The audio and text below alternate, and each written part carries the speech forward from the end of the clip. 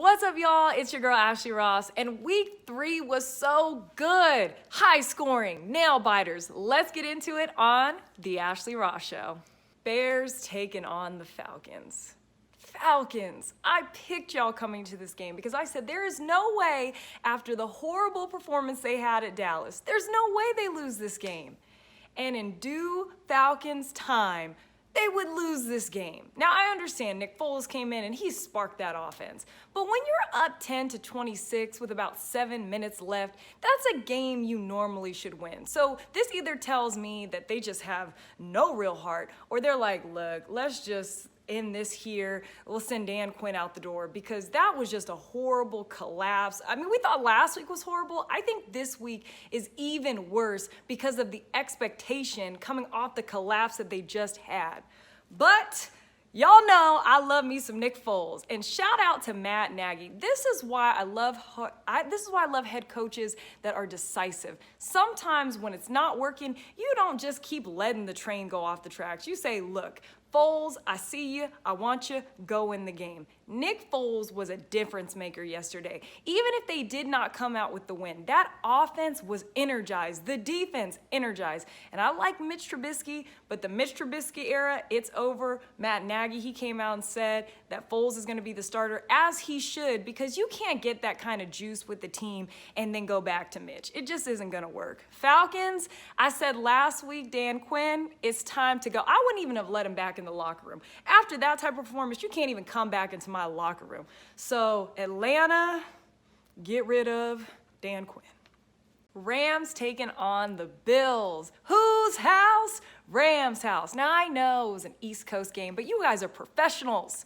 What happened? How do you fall asleep 28-3 most of this game? But to their credit, they rally back, even go ahead in the game. So the Bills and Josh Allen, they got to step up big, and they did. I will give a lot of credit to Josh Allen, because I know he puts up really spectacular numbers. You love him if you're a fantasy owner, but I just was like, is he the guy that can take me on a game-winning drive?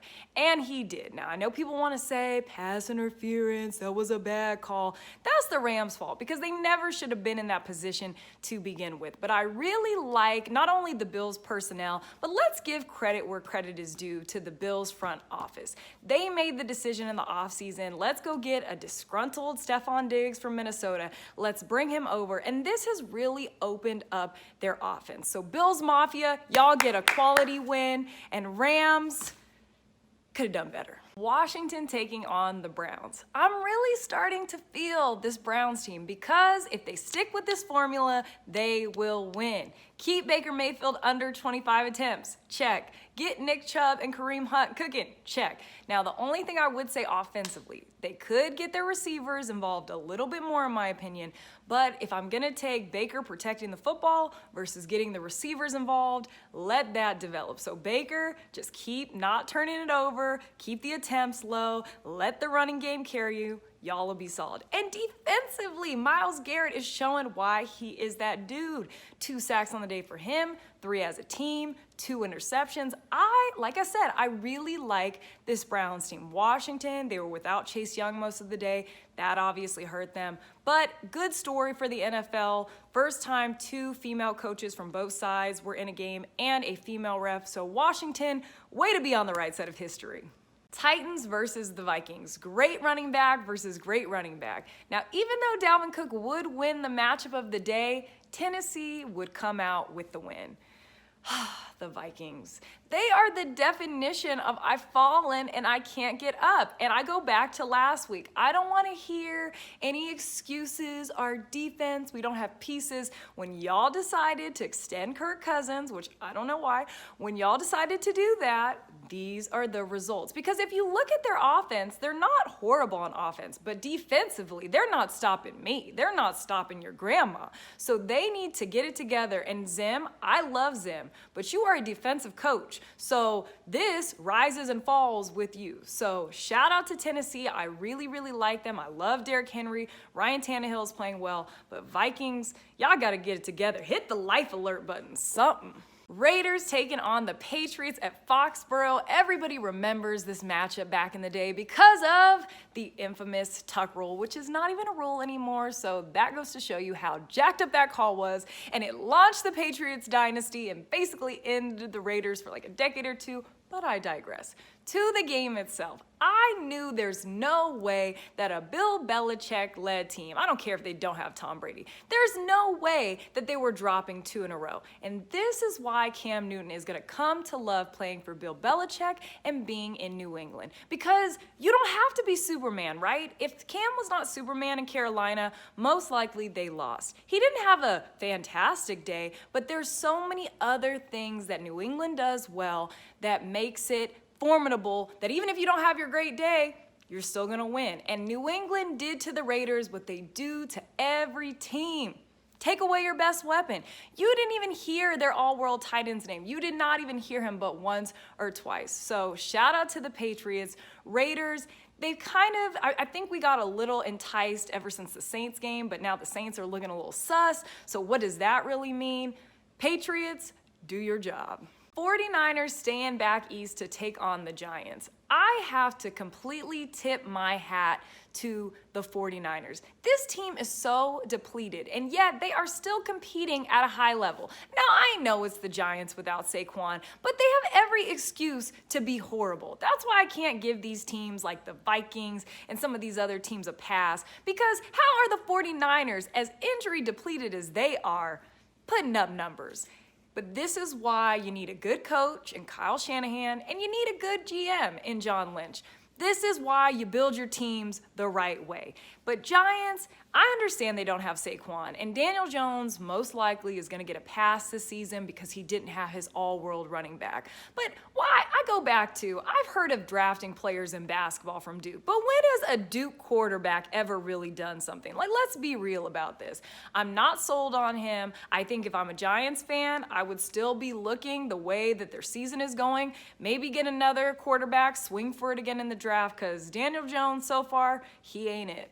Texans versus the Steelers. Now, I know that the struggle is still very real down in Houston, but I had to take a step back and put this in perspective, right? I mean, they lost to Kansas City and Baltimore, arguably 2 of the best teams in all of the AFC, and now they just lost to the Steelers, who have a really formidable defense. So I'm gonna back up on the Texans just for this week, and shout out to Randall Cobb. He heard my gripes last week. He put up some good numbers. This is my question, though, about the Steelers. I'm really wondering what this defense will do against a more equipped team, right? Because they've looked all world, but when you look at who they played the Giants, the Broncos, and now the Texans. So next week, I'm really going to keep my eye on that game because they're going to play the Titans. Obviously, they have Derrick Henry, all-world running back. Ryan Tannehill, he's looked really solid. So I want to see what they will do against a better offense. Bengals, Eagles. A tie, a voluntary tie at that. I have no respect for the Eagles anymore. I cannot do it. How do you voluntarily take a tie? Like, I would rather try to go out in a losing effort than just to lament and take a tie. Now, I get it. It was going to be like a 60-yard kick, but why not try? I mean, worse, you lose. Best, you set a record and you win. But Philly is trash. I'm just done with them. They're just trash to me, and it doesn't help that now you get to see who you could have had out in Chicago. Nick Foles lead his team to victory, and he's obviously gonna get the start, so you gotta look at that. The grass ain't always greener on the other side, Philly fans. The Bengals, I don't expect anything out of the Bengals. They are the Bengals. They had the #1 pick for a reason. I'm not shocked if they tie. Eagles, y'all have some receivers. Y'all supposed to have Pennsylvania once in a lifetime. Do better, Philadelphia. Jets taking on the Colts. Shout out to Philly Rib reaching a great milestone, 400 touchdowns on his career. I mean, you can say a lot of things about Phillip Rivers, but the boy can throw touchdowns, and he got a lot of kids. So shout out to Phillip Rivers. Jets. I don't need to dissect this game. Y'all already know what it is. Adam Gase, what has he given you except losing records, disgruntled superstars, and awkward press conferences? I mean, name me one other thing that he's given you that's positive. I'll wait. Panthers taking on the Chargers. Justin Herbert gets the second start because Tyrod is out with the unfortunate punctured lung from the doctor. I don't think he's going to be the team doctor too much longer. To the game. Justin Herbert, he looked like a rookie, and that's not a bad thing, but Chargers, OC, help the man out. 49 pass attempts. He's not built for 49 pass attempts. Like, give him some balance in the running game. The rushers only had 20 carries total, so help him out. But you know who I'm glad that got helped out? My boy Teddy B down in Carolina. Teddy, he was solid. He managed the game and did what he needed to do, and the Panthers get their first win. So shout out to the Panthers and shout out to Teddy. Buccaneers taking on the Broncos, battle of the Bees, and we know the team that was gonna win. Tampa Bay and his Bucks. This is why I wasn't panicked week 1. I mean, no one had a preseason. It looked a mess, but slowly but surely they're getting it together. Now, it does hurt the team with Chris Godwin getting hurt again, but they have enough weapons on offense. They will be fine. But probably what is the most impressive thing about this team is the defense. 12 sacks on the year, 4 interceptions. This defense has the ability to be really special, and we know throughout Tom Brady's career, he's had really good defenses, and he's done really good things on the other side. So I really like the Bucs, and especially with New Orleans looking real sus up there, I think that this team might take the division. Lions taking on the Cardinals. I am so juiced that the Lions won this game because it always seems like in close games, if it's going to go one way or the other, the Lions always come out on the losing end of the stick, but not yesterday. Shout out to the Lions. Cardinals, Kyler Murray, as electric as he is at times, he showed that he's human. 3 interceptions. And to me, this game really put them back into perspective, right? I think everybody was just like, oh, they're electric. Oh, they have D-Hop. Who is balling out still? But let's be real. This team is not fully arrived yet. Definitely taken a step forward, but they have not completely arrived. So shout out to Detroit, AP, getting some good carries. I'm glad he's out of Washington. So Lions, good for y'all. Cowboys taking on the Seahawks. I don't care that Kyler Murray is exciting.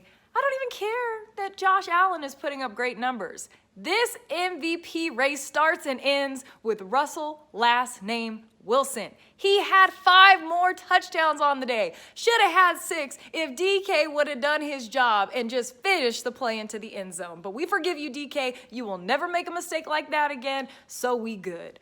I mean, he's next level, y'all. He is balling out. And I know people are saying, well, y'all's defense, y'all giving up 30, y'all giving up all these points. We are depleted on defense. And I have just had to accept that until we get some pieces back, we're just going to have to put up high numbers. And the Seahawks can do that. On the flip side, though, if you're Dallas, this is not a loss that you should really hang your hat on, right? You really rallied yourself back into this game. And if there was anybody else other than Russell on the other side, y'all probably do win. So, Jerry, bring in the Brinks truck, pay the man, Dak Dakota Prescott, and can we get a little balance in the run game? Can we do it? I mean, Zeke, the man is so desperate to get the ball. He had to tattoo, feed me. Feed the man. Find y'all's offensive identity. I get it. You guys want to let Dak, sling the rock around, but don't forget what got y'all here, and that was feeding Zeke the rock. Packers taking on the Saints. Now, normally this game is a very hostile environment for anybody who has to go into the dome, but no fans, no problem for Green Bay and Aaron Rodgers. I'm going to get into the Saints in a second, but I really like this Packers team, even more than the team last year that went 13-3 and were in the NFC Championship, because this Packers team to me is legit. I didn't trust that team last year. Yeah, they had a great record, but I didn't trust them. I love that this extra chip that Aaron Rodgers has because of Jordan Love in the wings. I love what they're doing in the running game, and defensively, they just seem to really have some juice to them. New Orleans. I understand people want to make a big deal about this. Drew Brees, can he throw the deep ball? To me, that's not that big of a deal. The bigger issue is, other than Alvin Kamara, who is a running back first, he does not have anybody currently in this offense that he trusts. And you can see how uncomfortable he feels without Michael Thomas. And you could see in the game, there were certain balls that he held on way too long, took sacks, or had to throw it away because he just doesn't trust the receivers that he has. And I love Kamara, but I do not like when an offense makes a running back a wide receiver. Keep them true to the position. So for the Saints, you're 1-2. Tom Brady and company are looking good. There are 3 wild card spots this year, so I don't think you should panic yet. But if you're a Saints fan, you better hope that Michael Thomas gets back soon, because who dat they said they're going to beat them Saints? A couple of teams at this point. And that is it for week 3 of the Ashley Ross Show. Thank you so much to everybody who takes the time to watch. It truly means a lot to me, especially in these times with so much going on. I hope you enjoy it. Please share, repost, at me. I appreciate all the love and support. Y'all have a great week, and I'll see y'all for week 4. Bye.